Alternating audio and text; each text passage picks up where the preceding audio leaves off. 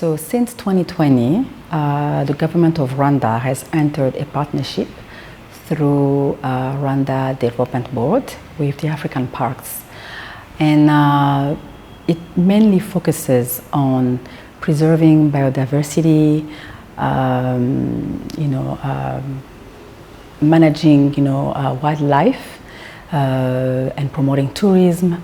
We also have the community involvement and of course law enforcement and park sustainability. What private investment opportunities exist in Nyungwe, especially in hospitality and tourism? Nyungwe Park is the largest expanse of forest in Rwanda, and it has a lot of, I would say, opportunities in terms of investment.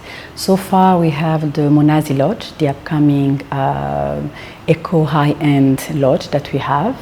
Under the tourism development plan, we are supposed to have 2 of this kind.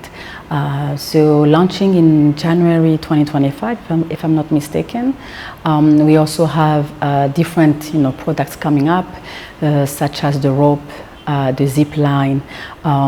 We have an existing 3-day trail. Now we're expanding to having a 7-day trail going all the way to the source of Nile in the north of the park, giving you I believe an experience of seeing the famous monkeys of Nyaruguru. You can also come up, the investors can also think of the wellness retreats. Nyungwe Park is also known for relaxation and exploring and different adventures. How does the government balance conservation and tourism demand in Nyungwe, and what are the key attraction and new visitor experiences offered? We have a very simplistic approach, but keen to conserving the environment, of protecting the ecosystem. It is low value impact and high quality. What does that mean? We need to cap the visitors number, but at the same time, we shouldn't minimize, I would say, jeopardize the visitors' experience. We promote a seamless experience, as in you will have exclusive kind of trails. You will be able to be the nature kind of walks that you will have, the bird species, but all that is guided. And it's, I would say, very organized and structured. So we also want to make sure that the species, the primates that we have around the Nyungwe are not stressed. They are okay within the ecosystem, surrounding them. It's very important to understand that the wildlife shouldn't be stressed, shouldn't feel pressure by the human beings. So again, the strategy of having low volume impact and high quality standard or seamless experience has always paid off. And that is probably why you see the growing number of visitors towards the Nyungwe National Park. How has community-based tourism in Nyungwe contributed to the local socio-economic development, and what is the park's role in Rwanda's biodiversity and environmental health? So we have what we call the Tourism Revenue Share Program. Since 2005, it has contributed heavily to the creation and the completion of over 1,000 projects. That has taken over $10 million to complete these projects, or making sure that the communities benefit from those kind of projects. It's a lot. It's all, it's evolving around infrastructure, healthcare, education. Don't also forget that in whatever strategy that we do, the tourism revenue, I think in 2023, have been the best to date in terms of numbers. We have generated over $620 million. You can only imagine the portion of that revenue, the tourism revenue share program, allocating 10% of the total revenues generated from tourism. So that only contributes also, yes, for the Nyungwe National Park, but is also expanding to all the communities around the parks. That's quite a lot of money, and the projects are around infrastructure, water, electricity, basically uplifting the lives of the communities around social development. Can you explain how Rwanda's community development programs in tourism foster conservation, local participation, and sustainable growth? I think it's worth mentioning that this tourism revenue share program has done a lot around the communities in terms of social development, job creation, and also pushing the youth and around the communities to have hope and beliefs that anything can be achieved, and also pushing the agenda on conservation, awareness and visibility. We also have the community involvement as far as conservation, different initiatives, the park expansions, agriculture, pushing for tree planting. We have different cultural and community-based initiatives, meaning if you're a visitor and you're coming to Rwanda, you will often find that around the areas of the park you have small traders, promoting their own products, the Made in Rwanda likes.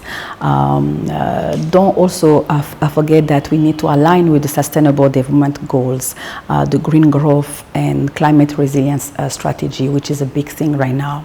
How does the 10% benefit sharing model work to ensure that the local communities actively participate in and benefit from tourism revenue?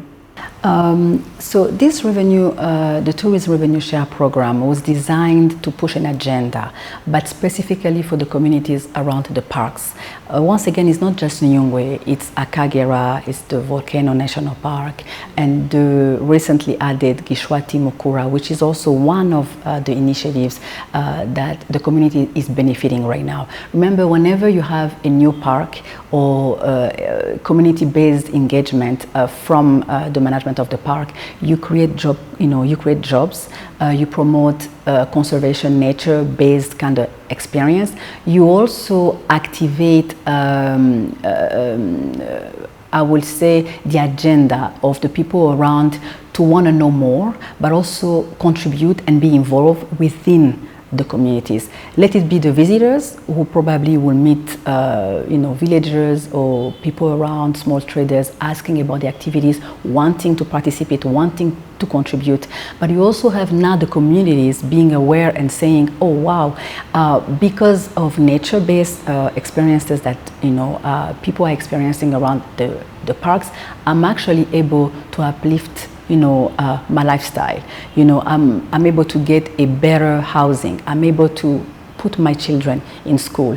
I'm also able to have water and electricity. I think that contributes a lot, both to the tourists and also the communities. What policies does Rwanda have in place to ensure ecotourism and conservation remain integral to the tourism growth? So promoting high-end ecotourism has always been on the agenda, but do not forget that apart from high-end ecotourism, we also need to diversify our portfolio. We have the MICE strategy. It has been very key. You've seen huge sporting events now taking place in Rwanda, the likes of the General Assemblies of FIFA in 2023. You have on the other side Chogom that took place in 2022. And now the most recent, the FIA Awards that just ended about a week ago. These are the type of things that we also trying to do in diversifying the portfolio. We also have the cultural and and religious tourism that now we are pushing for. We have an amazing cultural heritage in Rwanda, and I think it's worth mentioning that when people come in Rwanda, they think of gorilla, the mountain gorillas, but then on ground they discover another cultural and gastronomy, sporting passion that the Rwandan community can provide. So another thing also will be pushing the agenda for the public-private partnership. Last but not least, continue this green growth and climate resilience strategy. Looking forward, what is the government's vision for the future of the tourism sector in Rwanda, especially in regard of innovation and investment in the sector? As I just mentioned, the FIA Awards was probably the biggest thing that we have experienced as far as 2024. Not to say that it is the biggest and undermining the other events. But I think it was also a strong indication that Rwanda is not afraid of challenges, and we are always up to taking up a new opportunity, as long as initiatives, as long as we preserve the ecosystem, as long as it's within the tourist development plan. So what to expect, I will tell you that we do not fear, for the next steps as far as tourism is concerned and conservation. We clearly now pushing the agenda for sports related activities and events in Rwanda, but we are also keen to develop the infrastructure. We have the almost completed Bugesera International Airport, so promoting connectivity and accessibility. Rwanda has also acquired the latest in terms of airplanes, aircrafts. So yeah, I think we are a country of ambitions. We're not as small as people will believe. We're very big in terms of ambitions and challenges.